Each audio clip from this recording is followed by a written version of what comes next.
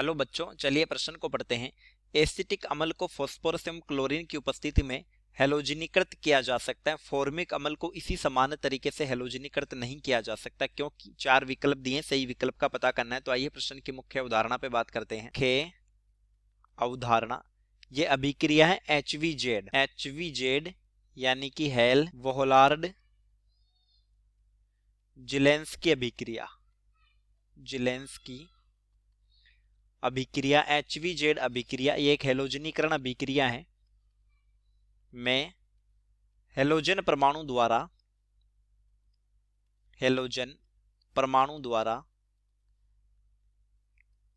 द्वारा alpha hydrogen प्रतिस्थापित होता है। अल्फा हाइड्रोजन प्रतिस्थापित होता है। अल्फा हाइड्रोजन क्या है? अल्फा हाइड्रोजन वह हाइड्रोजन जो उस sp3 कार्बन से जुड़ा हो, जो sp या sp2 संकृत कार्बन से जुड़ा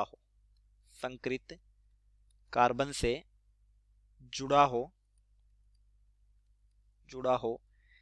इस sp3 संकृत कार्बन को अल्फा कार्बन तथा इससे जुड़ा हाइड्रोजन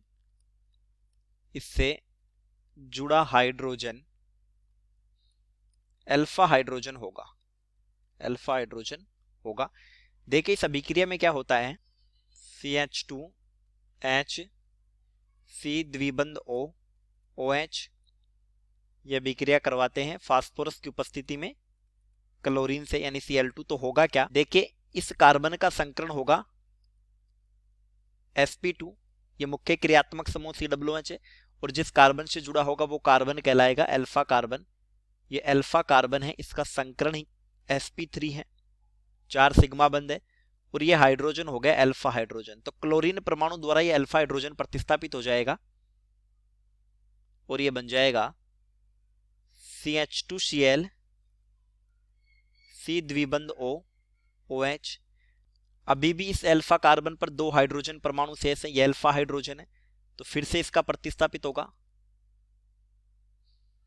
प्रतिस्थापन होगा फास्फोरस Cl2 और ये बन जाएगा CCl ये हाइड्रोजन रह गया, C द्विबंध O OH।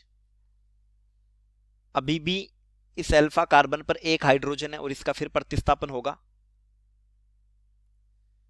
यानी फास्फोरस Cl2, तो यह बन जाएगा CCl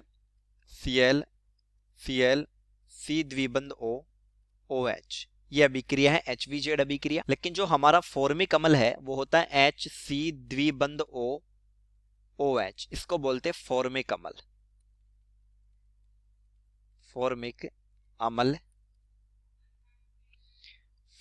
अम्ल की अगर हम यह अभिक्रिया करवाए फास्फोरस Cl2, तो इसके पास अल्फा हाइड्रोजन नहीं है। इस कार्बन का संकरण है sp2 और इससे जुड़ा हुआ कोई दूसरा कार्बन नहीं है जिसका संकरण sp3 हो, तो यह अभिक्रिया नहीं होगी और कारण हो जाएगा अल्फा हाइड्रोजन अनुपस्थित।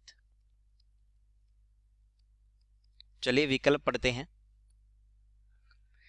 ए कह रहा है कि फॉर्मिक अम्ल में अल्फा हाइड्रोजन परमाणु की उपस्थिति होती है, गलत, फॉर्मिक अम्ल में अल्फा हाइड्रोजन परमाणु नहीं होता। बी कह रहा है एसिटिक अम्ल में अल्फा हाइड्रोजन परमाणु की उपस्थिति होती है, सही बात है बी, एसिटिक अम्ल में अल्फा हाइड्रोजन परमाणु जो प्रतिस्थापित हो जाता है क्लोरीन से। सी दे रहा है CH3COOH में अल्फा हाइड्रोजन परमाणु की अनुपस्थिति होती है, CH3COOH वही एसिटिक अम्ल, तो इसमें होता है। डी एसिटिक अम्ल की अम्लीय तीव्रता फॉर्मिक अम्ल की अपेक्षा अधिक होती है। देखिए अम्लीय तीव्रता का यहाँ पर कोई फर्क नहीं पड़ रहा क्योंकि ऑक्सीजन से जुड़ा हुआ हाइड्रोजन प्रतिस्थापित नहीं हो रहा है, ये अल्फा हाइड्रोजन प्रतिस्थापित होता है। जबकि एक कथन भी गलत है, डी फॉर्मिक अम्ल ज्यादा अम्लीय होता है, तो हमारा उत्तर हो जाएगा बी। चलिए उम्मीद करता हूं प्रश्न समझ आया होगा। धन्यवाद।